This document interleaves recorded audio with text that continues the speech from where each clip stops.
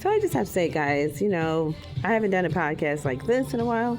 So from a impromptu, unofficial set at Nordstrom, where I get to record and do my thing as a part of the owner family, that's Kelle Delon, Nguyen Skinner Roth Show. So let's talk about something. I ran across a video on YouTube where a girl is talking about how she wants to have a guy who is worth no less than 10 million net worth. Now, that doesn't at all mean that this girl is delusional. She wants a man who's worth 10 million net worth.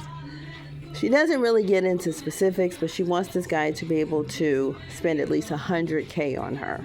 I don't think she's used a calculator, though, because there are many other things here that you'd have to take into consideration. Financial things, such as, is his net worth 10 million, and has he capped off where he can't earn anymore? Is he retired?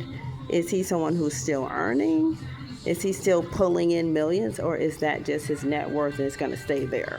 Because if his net worth is 10 mil and he's on a downslide in his career where he isn't making any more, he's retired, and he has 10 million net worth, that doesn't mean he has liquid cash. He could be in debt.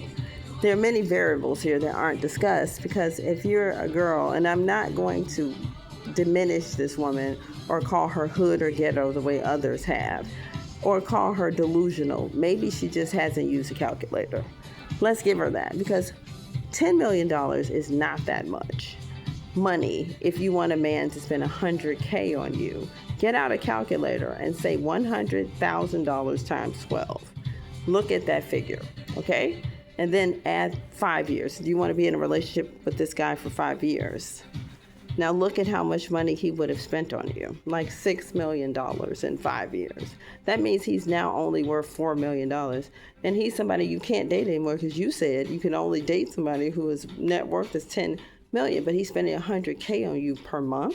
If you plan to marry him and you want to be locked in with a person who still is at a point in his life where he's making more, he's still spending a lot. Let's say he's going to only make, say, 1 million per year during the time he knows you for 5 years. He'd only amass 5 more million, but he'd be spending 6 million on you if he's spending $100K in 5 years every month, per month. Get out your calculator. That means he's losing money. He's losing money no matter how you look at it. So it's unrealistic for a guy to spend that kind of money on a woman he's just dating. If he only has 10 mil, you need someone like Drake, perhaps, who has like 250 mil, so it won't really hit his wallet.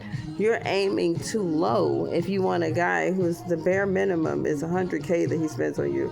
Well, then he's going to spend $6 million in 5 years. They usually wouldn't spend that kind of money on you unless it's like a longer term situation. You all are mimicking Carisha and Diddy, but Diddy had more money than 10 mil to start with. He was spending like 250K according to her receipts on her per month. Now he's lost everything now, and he's in jail right now, so he can't do the same things. But when he was rolling like that, he was rolling. Everybody knows Diddy's a hustler, so when he gets out of jail, he still have chicks lined up, even if he has no money, right? Because they know he's a hustler from Harlem who can do this. Like, you'd still be in line like, well, I think he gonna get back on. So that's Diddy though. All right, we're not brown nosing anything. Y'all know how I feel about Diddy. I'm still a Diddy fan. So okay, but I know that you've seen that with Diddy. He's Brazilian, and he's not at the end of the road. And when people say don't kick a man when he's down, well, he's not really down.